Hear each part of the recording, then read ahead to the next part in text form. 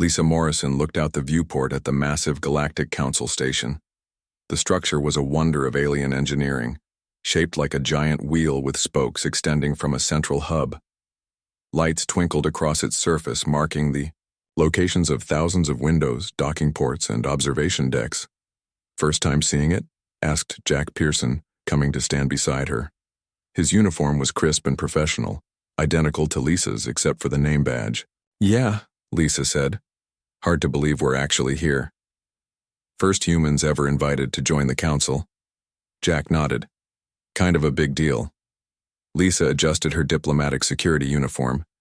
It felt strange not having the weight of a sidearm on her hip. 6 years in the Earth Defense Force had trained her to feel naked without a weapon. But council regulations were clear. The security detail for newly admitted species must serve without arms for 1 full diplomatic cycle. "Still feels weird," Daniel Wright said, joining them at the viewport. He was unconsciously patting the empty holster position on his thigh. "Being out here with nothing but our hands." "Ambassador Hayes says it's tradition," Lisa reminded them. "Every new species goes through this. It's a test." Their transport ship docked with a gentle bump. Lisa took a deep breath and centered herself. She had been chosen for this mission not just because of her combat skills, but because of her training in 17 different martial arts, psychological warfare, and her particular talent for turning everyday objects into defensive tools. Jack and Daniel had similar backgrounds. If anyone could handle being the first human security team in the Galactic Council without weapons, it was them. Ambassador Richard Hayes emerged from his quarters, straightening his formal diplomatic attire. He was a tall man with graying hair at his temples and the confident posture of someone who had spent decades in diplomatic service. "Ready for the welcoming ceremony?" he asked his security team. "Yes, sir," Lisa answered for all of them. "Though I suspect the other species will find our lack of weapons amusing," Hayes smiled. "Let them. Humans have always understood something that many alien cultures don't seem to grasp. True power isn't in the weapons you carry, but in how you think." The airlock doors opened, revealing a reception area filled with representatives from various species. Lisa immediately began cataloging potential threats and escape routes, a habit from her security training. The aliens were a stunning variety of forms, some humanoid, others wildly different with varying numbers of limbs, eyes, and other features. A tall, reptilian being with iridescent scales stepped forward. "Ambassador Hayes, welcome to station." "Harmonious unity. I am Council Facilitator Zexatral." Hayes bowed slightly. "Thank you for the welcome, Facilitator. May I present my security detail? Lisa Morrison, Jack Pearson, and Daniel Wright." The reptilian's vertical pupils widened slightly as they scanned the humans. "They carry no weapons," Zexatral observed. "As per council regulations," Hayes confirmed with a small smile. A harsh laugh came from the back of the reception area. The Yas crowd parted to reveal another reptilian being, this one with dark red scales and elaborate armor-like attire. Unlike the council facilitator, this alien carried an ornate energy weapon on his hip. "The soft mammals follow our rules well," the red-scaled alien said, stepping forward. "I am Ambassador Kralthun of the Vrexian Dominion. Your species is smaller than I expected." Lisa kept her face neutral, but she noted everything about the Vrexian: his stance, the way his clawed hand rested near his weapon, the subtle signs of disdain in his alien body language. Her training had included extensive study of all known council species and their behavioral patterns. "Size is rarely the determining factor in capability, Ambassador Kralthun," Hayes replied smoothly. "We look forward to demonstrating what humans can contribute to the council." The Vrexian made a dismissive gesture with his upper limb. Yes. We have heard much about Earth's cultural achievements. Music and art are pleasant diversions in peaceful times." His gaze shifted to Lisa and her companions. "But in the wider galaxy, strength matters. Your guards seem inadequate without proper armaments." Lisa met the alien's gaze calmly. She had faced down armed insurgents on 3 different planets with nothing but a plastic food tray. This overdressed lizard didn't frighten her. Facilitator Zexatral intervened. "The human delegation will be shown to their quarters now." The formal introduction to the full council will occur tomorrow at the primary rotation. As they were led through the sprawling station, Lisa absorbed everything. The layout of corridors, the location of maintenance hatches, the patterns of security patrols. She noticed Jack doing the same, while Daniel seemed focused on the various materials and objects they passed. Each was mentally cataloging potential tools according to their specialties. Their assigned quarters were spacious but clearly designed, with alien proportions in mind. The furniture was slightly too large, the controls positioned at awkward heights. "Not bad," Hayes said once they were alone. "The location is good. Central access to major sections of the station." Lisa nodded. "I counted 4 different security checkpoints between here and the docking bay. Mixed species on the security teams. Maintenance access in the east corridor," Jack added. "And I spotted at least 3 different environmental control panels." Daniel had already begun examining the furniture and fixtures in the room. "Interesting. Materials. Much of this could be repurposed if necessary." Hayes smiled at his team. "I know you've all been briefed, but I want to emphasize again the importance of restraint. Some species here, particularly the Vrexians, will likely try to provoke you. They value martial prowess and see our unarmed status as weakness." "Let them," Lisa said confidently. "It's always an advantage when others underestimate you." A chime sounded, indicating someone at their door. Lisa moved smoothly into position before signaling for the door to open. A small, blue-skinned alien with 4 arms stood there, holding a datapad. "Greetings, humans. I am Kelney, assigned as your orientation guide. I am here to provide your schedule and answer questions about station protocols." Lisa assessed the alien, Meridian species physically weaker than humans but known for their analytical intelligence. No visible weapons or signs of deception. "Please come in, Kelney," Hayes said warmly. As the alien entered, it cast curious glances at the human guards. "If I may ask a cultural question, is it true that on Earth, security personnel typically carry multiple weapons? Our briefings indicated this was standard practice." "It depends on the situation," Lisa answered, "but we're quite comfortable without them." Kelney's large eyes blinked rapidly. "Fascinating. Most species find the unarmed requirement quite distressing.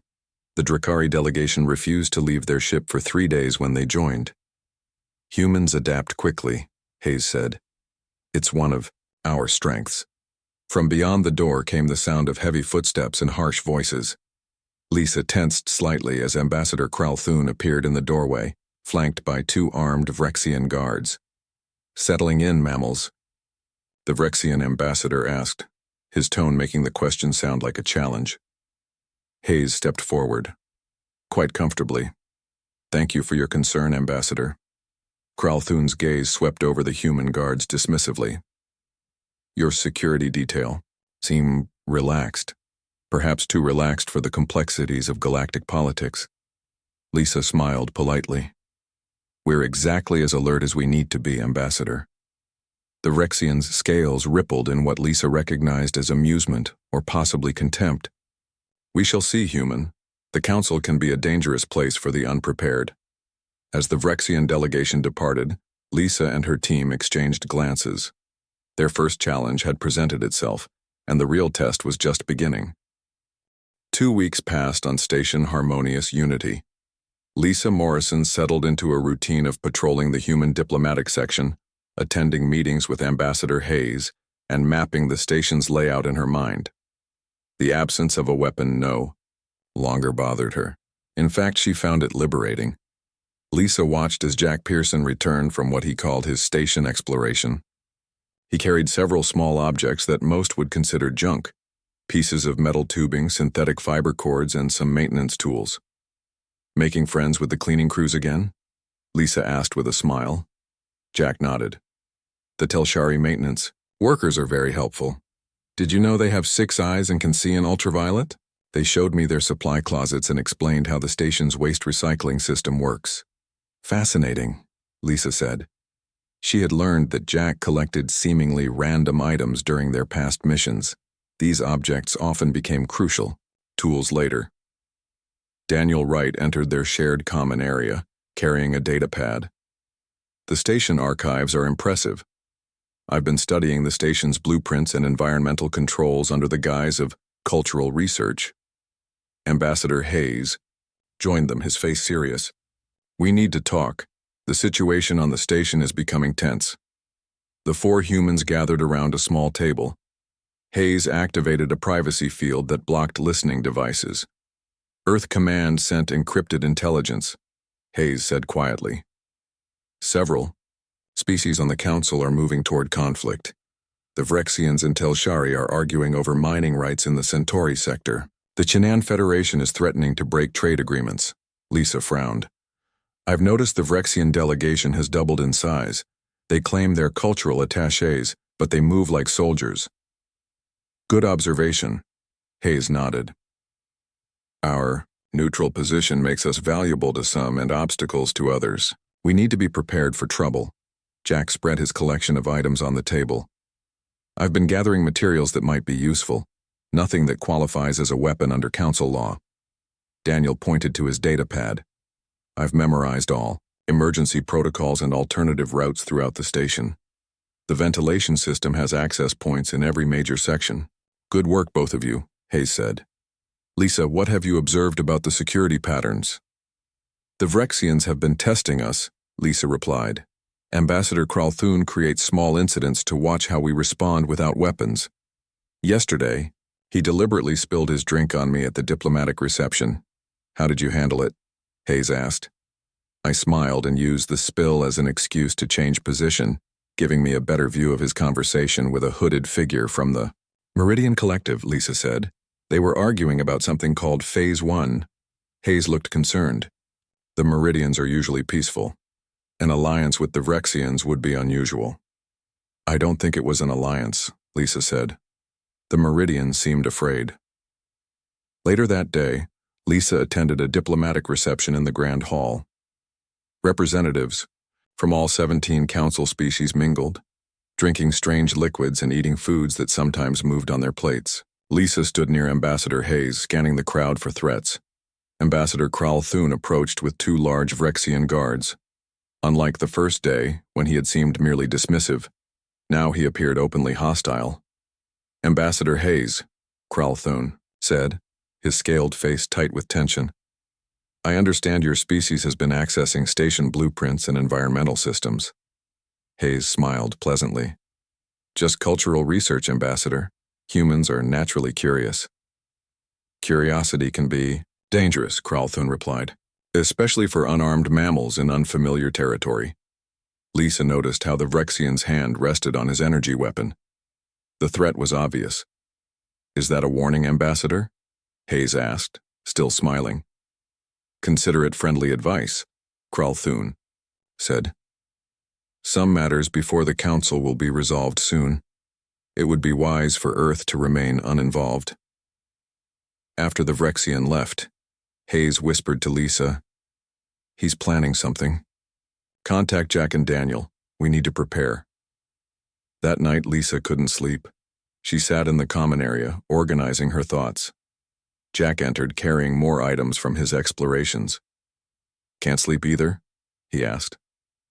Something's wrong, Lisa said. The station feels different. Security patrols have increased, and I saw Vrexian guards checking communication systems. Jack nodded. I noticed the same thing. The Telshari workers are nervous. They told me that Vrexian officials have been asking questions about station control systems. Daniel joined them, his face pale. I just intercepted a partial message in the data stream. I think the Vrexians are planning a coup. Lisa stood up immediately. We need to warn the ambassador. They woke Hayes and shared their suspicions. The ambassador listened carefully before making a decision. We can't alert station security without proof, Hayes said. The Vrexians have many allies on the Council. We need more information. Lisa volunteered to gather intelligence. She moved through the dimly lit corridors of the diplomatic section, using the shadows for cover. The station's night cycle meant fewer people were about, but those who were seemed tense and purposeful.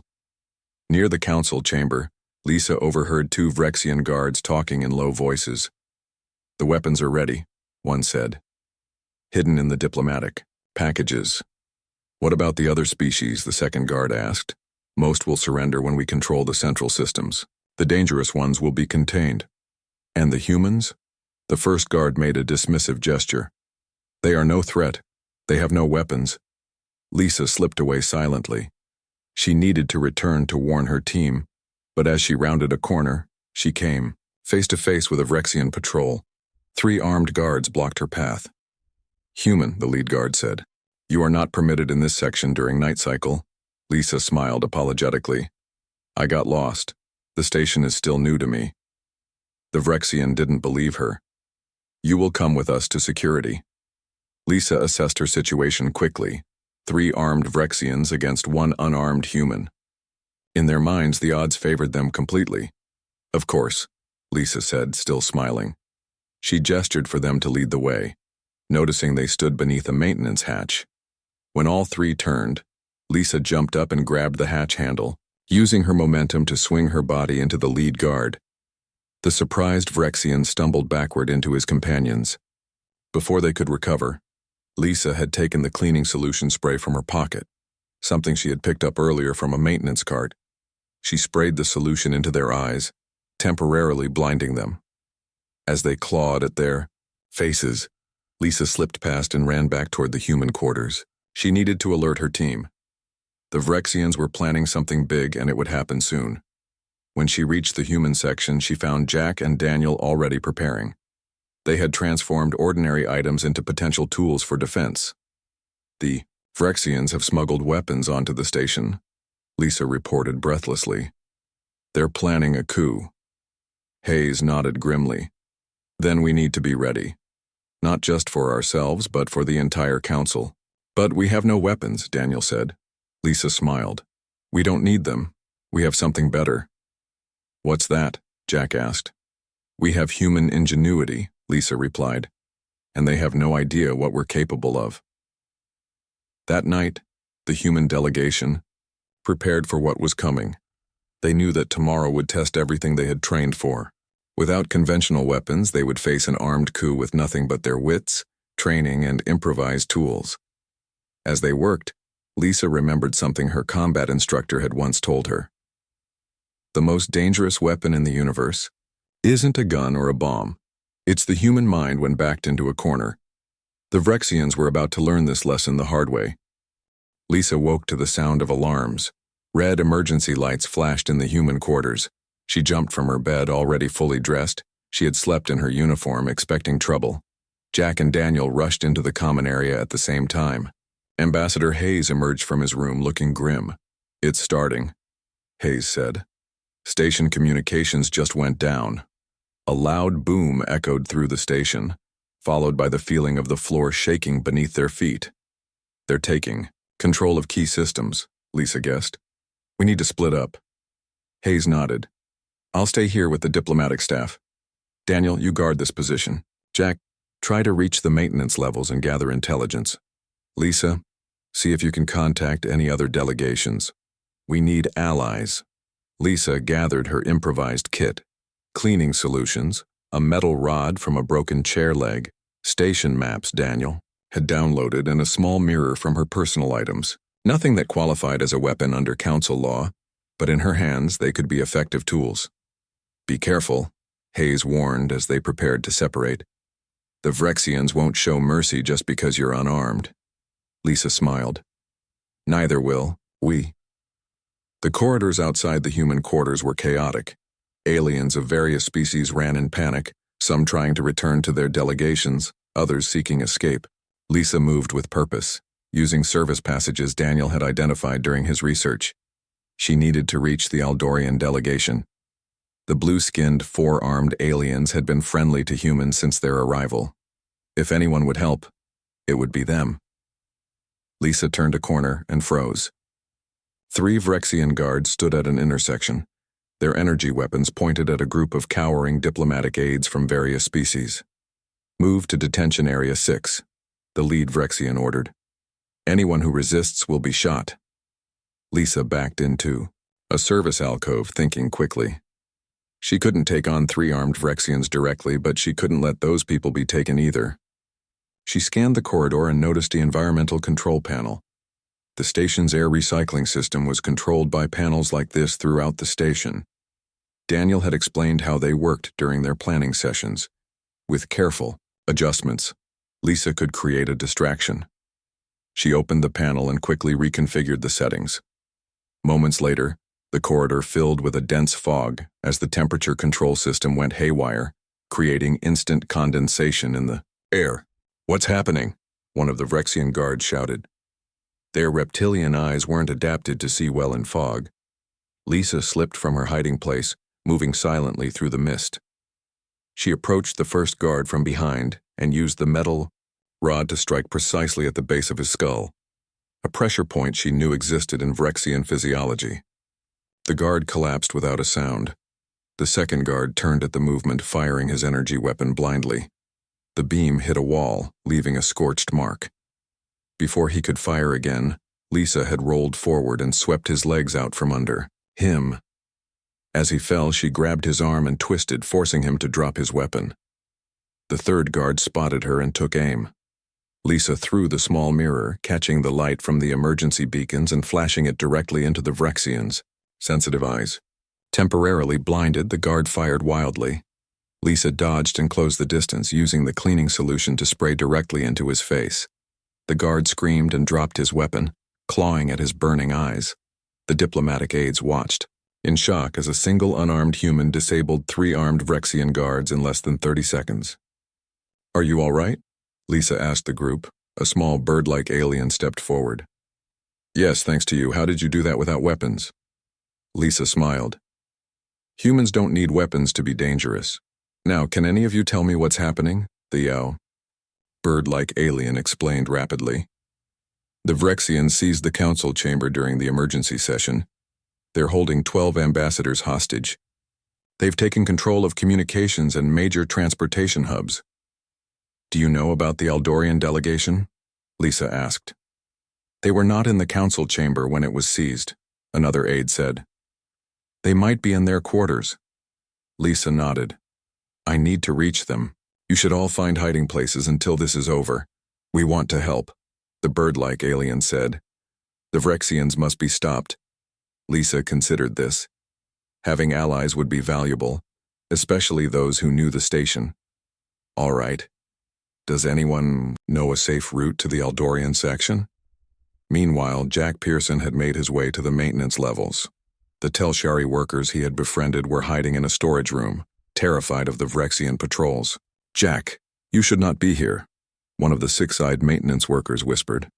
"The Vrexians are killing anyone who resists." "I need your help," Jack said. "We can fight back, but I need to know which systems control what parts of the station." The Telshari looked uncertain. "We are not warriors." "Neither am I," Jack said, showing his empty holster. "But humans know how to improvise." In the human diplomatic quarters, Daniel Wright had transformed the entrance into a defensive position. Using furniture, fixtures, and materials from the rooms, he created barricades and traps that would slow down any attack. Ambassador Hayes helped direct the diplomatic staff to reinforce these defenses. "Do you think Lisa and Jack will succeed?" Hayes asked as they worked. "If anyone can, it's them," Daniel replied. "Lisa is the best at hand-to-hand combat, and Jack can turn anything into a tool." Their conversation was interrupted by a loud bang on the main door. "Humans, open in the name of the Vrexian Dominion," a harsh voice commanded. Daniel moved to a position behind his barricade. "Ambassador, please move everyone to the inner rooms." Hayes nodded, guiding the diplomatic staff to safety. The door exploded inward as the Vrexians breached it using an energy weapon. Smoke filled the entrance. 4 armed Vrexian soldiers rushed in, weapons ready. The first trap triggered immediately. The floor, coated with a mixture of cleaning gel and lubricant from the bathroom supplies, caused the Vrexians to slip and stumble. As they fought to regain their balance, the second trap activated. A shower of small metal objects fell from the ceiling, creating confusion and disorientation. Daniel moved quickly. Using a makeshift lever system he had constructed, he toppled a large shelving unit onto 2 of the guards. The other 2 fired wildly, their energy beams hitting the walls and ceiling. From his covered position, Daniel launched projectiles made from compressed bedding materials soaked in cleaning chemicals. When they hit the Vrexians, the chemicals reacted with their scaly skin, causing intense irritation. One Vrexian, in pain and confusion, fired at the source of the projectiles. The energy beam hit a reflective panel Daniel had positioned specifically for this purpose, bouncing back and hitting the Vrexian's companion. Within minutes, all 4 Vrexian soldiers were incapacitated, not by conventional weapons, but by careful planning, knowledge of physics, and improvised tools. Daniel checked the corridor. More would come soon. He needed to prepare the next phase of defense. Across the station, humans were proving why they were the most dangerous unarmed species in the galaxy. The Vrexian coup was meeting unexpected resistance, and the first whispers began to spread. Among the other species, have you heard? The humans are fighting back without any weapons. Lisa reached the Eldorian diplomatic section with her small group of rescued aides. The corridor outside was guarded by 2 nervous Eldorians holding makeshift weapons, decorative staffs from their ceremonial room. "We come as friends," Lisa called out. "I'm from the Earth delegation." The blue-skinned, 4-armed Eldorians lowered their staffs. "The human, enter quickly," one of them said. Inside, Lisa found about 20 Eldorians huddled in their main hall. Ambassador Kelna, the Eldorian representative to the council, stepped forward. "Lisa Morrison, we feared all humans had been captured," the ambassador said. "We're still free and fighting back," Lisa explained. "But we need allies. The Vrexians control too many key systems for us to defeat them alone." Kelna gestured around the room. "We are scholars and diplomats, not warriors. What can we do against armed Vrexians?" Lisa smiled. "You have abilities they don't. Your natural bioluminescence, for example. You can control it, right?" The ambassador nodded. "Yes, all Eldorians can regulate their skin's light output. It's how we communicate in our ocean depths." "Perfect," Lisa said. "I have a plan that could help us retake the Environmental Control Center. With that, we could turn the station systems against the Vrexians." While Lisa organized the Eldorians, Jack Pearson was deep in the maintenance tunnels with his Telshari friends. They had shown him access points to critical systems throughout the station. "The Vrexians don't understand the station's design," explained Ziv, a senior Telshari engineer. "They think controlling the main computer gives them power over everything, but many systems have manual overrides." Jack examined the maintenance panel they had opened. "Can we control life support from here?" "Partially," Ziv said. "Each section has independent controls as a safety measure. We can adjust temperature, lighting, and gravity in specific areas." Jack grinned. "Gravity control, you say? That gives me an idea." In the human diplomatic quarters, Daniel Wright was reinforcing his defenses after repelling the first Vrexian attack. Ambassador Hayes helped him move furniture to block the damaged door. "They'll be back with more soldiers soon," Daniel said. Hayes nodded grimly. "I received a partial message from Earth Command before communications went down. They can send help, but not for at least 3 days." "We don't need 3 days," Daniel replied confidently. "Lisa and Jack are out there, and I've seen what they can do with even less than what we have here." A communication terminal on the wall suddenly came to life with static, then cleared to show the scaled face of Ambassador Kralthun. "Ambassador Hayes," the Vrexian said, "your situation is hopeless. We control the station. Surrender your delegation, and you will be treated fairly." Hayes stepped into view of the terminal. "Ambassador Kralthun, your coup violates council law and the rights of all species represented here. We will not surrender." Kralthun's face showed irritation. "Your security team has caused unexpected problems, but they are only 3 humans against hundreds of armed Vrexians. Be reasonable." "You clearly don't understand humans," Hayes replied calmly. "We're at our most dangerous when we appear least threatening." The Vrexian ambassador hissed angrily. "You have 1 hour to surrender, or we will take your section by force." The screen went dark. Hayes looked at Daniel. 1 hour to prepare."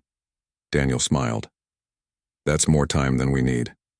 Across the station, Lisa led her group toward the Environmental Control Center.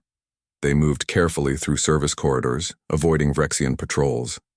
When they reached a junction near their target, Lisa peered around the corner and saw 6 armed Vrexian guards outside the control center entrance.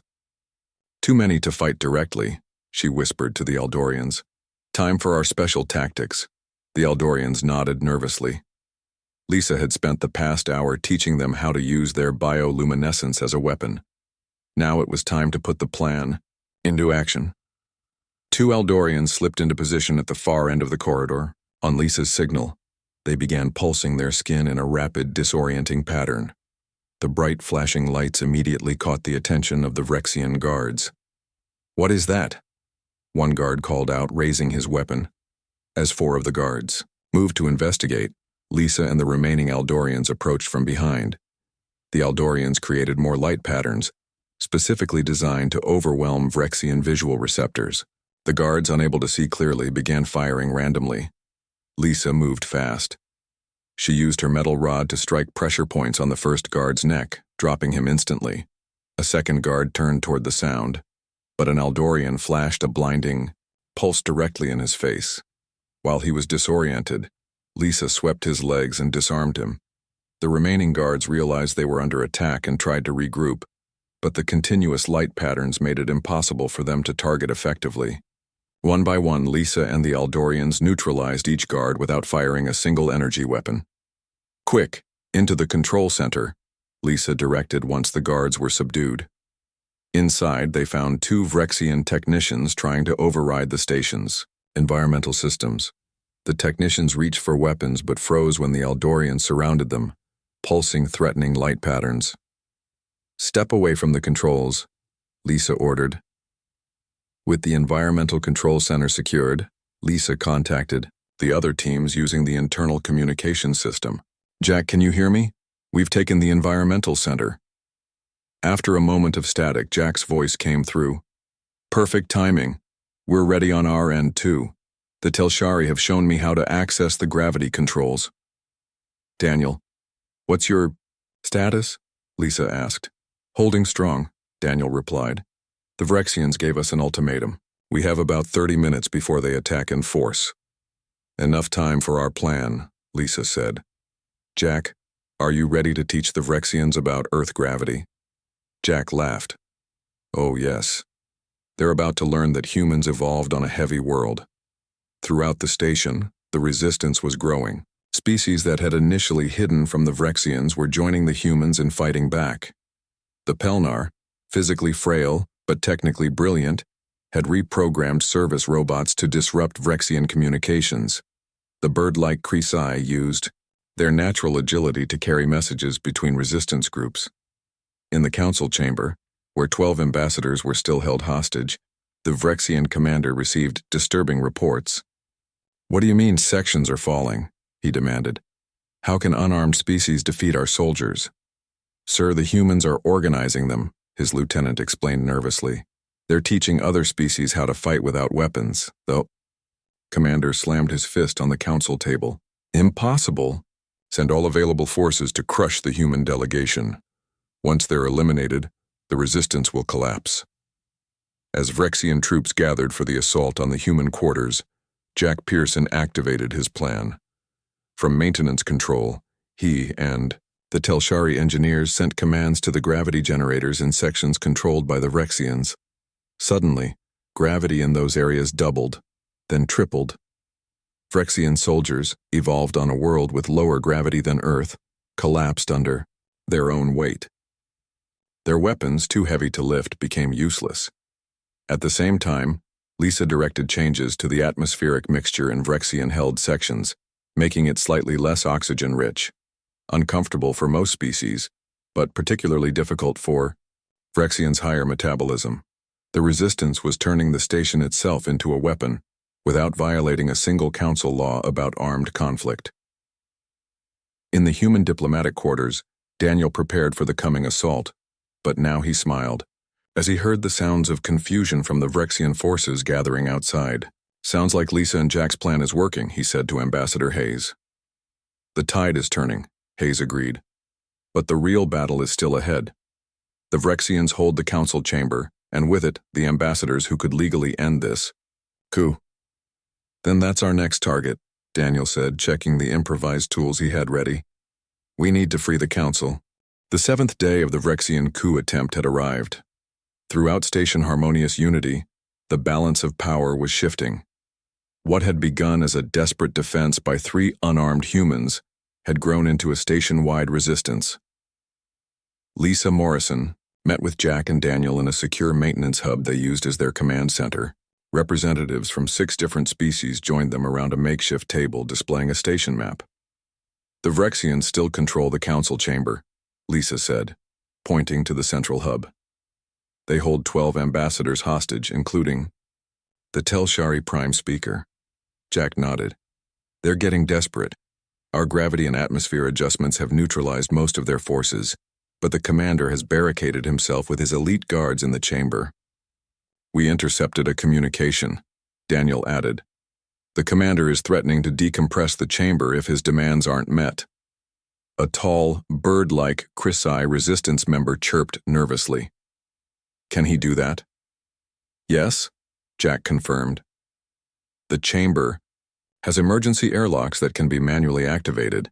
It's a last resort safety feature. Ambassador Hayes, who had joined the planning session, looked grim. We need to end this today. Our intelligence suggests a Vrexian battlecruiser is on its way. If it arrives before we resolve this situation, we could have a full-scale war. Lisa studied the map. The chamber has 4 entry points, all heavily guarded. Direct assault would be costly. Perhaps there is another way, suggested an Eldorian engineer. The ceremonial ceiling of the chamber, it's a transparent dome showing the stars. Maintenance crews can access the space above it. Jack's eyes lit up. A top-down approach. The Vrexians would never expect it. It's risky, Daniel warned. The dome is resistant to impacts. We can't break through it easily without weapons. Lisa smiled slowly. We don't need to break it, we just need to use it. The plan came together quickly. Each species contributed their unique knowledge and abilities. The Eldorians would create light distractions. The Telshari engineers would manipulate environmental systems. The physically powerful Dreyloks would provide muscle, and the humans would coordinate it all. As they finalized preparations, Ambassador Hayes took Lisa aside. This is our moment, he said quietly. If we succeed, we show the Council that humanity belongs here. If we fail, we won't fail, Lisa said firmly. The Vrexians made one fundamental mistake. What's that? They assumed weapons make you dangerous. They never considered what humans can do without them. An hour later, Lisa, Jack, and Daniel led a coalition force of multiple species through maintenance tunnels toward the council chamber.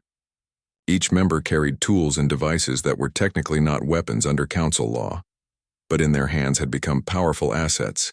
They reached the access point above the transparent dome. Through it, they could see the council chamber. Below, 12 ambassadors sat under guard, while Vrexian soldiers patrolled the perimeter. At the central podium stood Commander Kralthun himself, the architect of the coup. Lisa activated her communicator. All teams in position? Confirmations came from around the station. Resistance members were ready at each entrance to the chamber, waiting for the signal. Remember, Lisa told her team, timing is everything. When the lights change, we move. Jack connected a device to the environmental controls. Ready when you are. Lisa nodded. Begin Phase 1. Across the station, the Eldorians activated their plan. The lighting systems and corridors surrounding the council chamber began to flicker and pulse in patterns specifically designed to disorient Vrexian vision. At the same time, the gravitational controls Jack had rigged began a carefully programmed sequence. Normal gravity one moment, double gravity the next. Inside the chamber, the Vrexian guards looked around in confusion as the lights flickered. Commander Kralthun shouted orders trying to maintain control of the situation.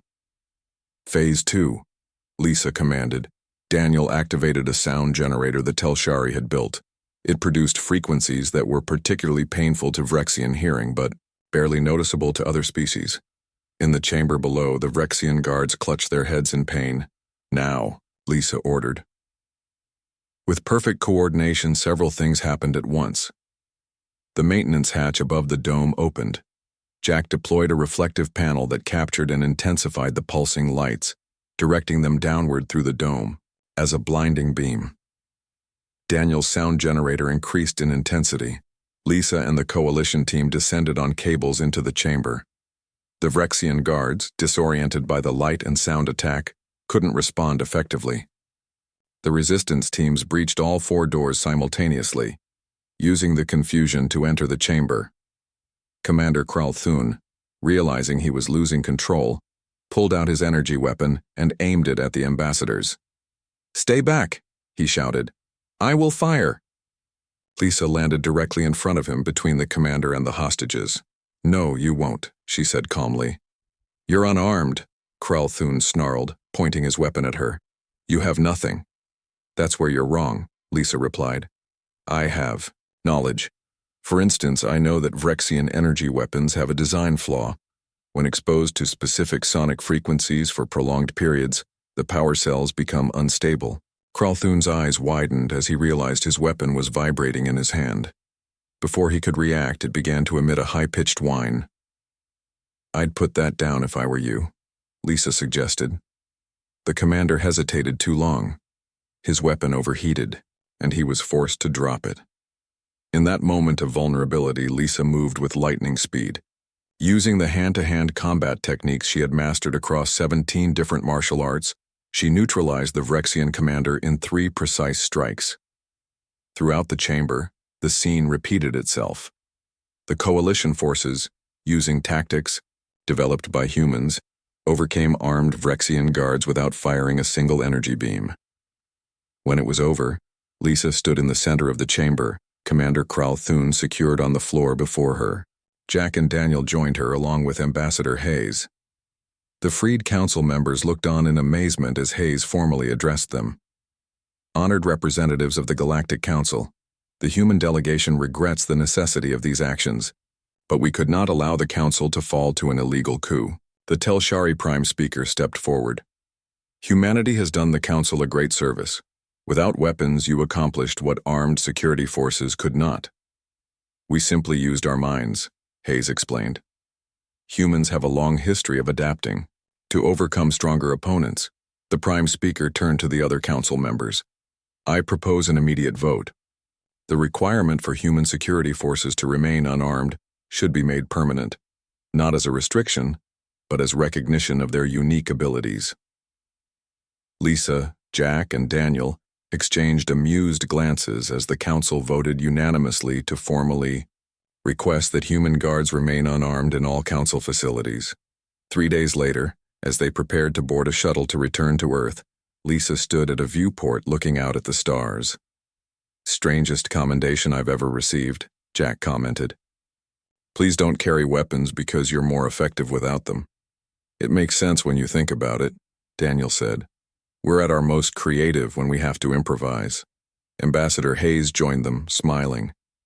"You 3 have changed how the galaxy sees humanity. The council species feared us when we arrived.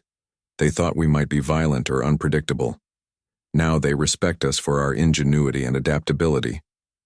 Lisa watched as a group of alien diplomats passed by, nodding respectfully to the humans. One young Eldorian stopped and asked hesitantly, "Is it true that on Earth your most effective guards carry no weapons at all?" Lisa smiled.